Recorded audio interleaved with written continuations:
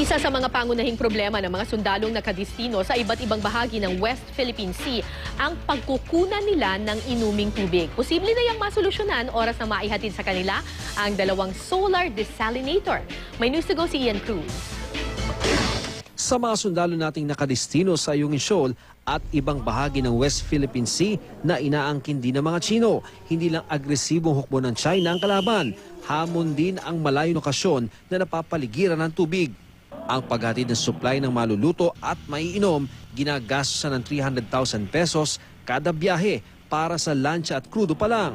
Pero maibsan na ang problema nila sa tubig, oras na maihatid sa kanila ang dalawang solar desalinator na ito na ibinigay ng isang grupo sa bayan ng Kalayaan, Palawan. Sakop ng bayan ang mga teritoryo sa West Philippine Sea. Simple lamang itong concept ng solar desalinator. Una nga, yung salt water o yung tubig alat ay nandoon sa malaking container at by gravity bababa siya dito sa panel. Makikita natin may mga itim na bahagi ito, no? At pag nabasa na yan, mag-evaporate yung tubig at makikita nga natin na nagmo-moist siya at unti-unting tumutulo yung tubig at yung tubig na tumutulo mula dyan ay papasok na dito sa tubo na to papunta doon sa kanilang container.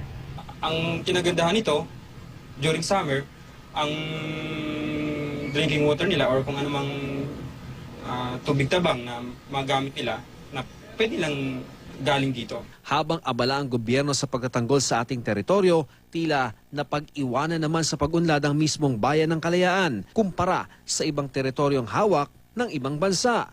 May pabahay para sa 100 at 40 residente, eskwelahan para sa 26 na bata, pati signal ng TV at cellphone. Pero nakakahinayang kung di mapaunlad para sa mga turista.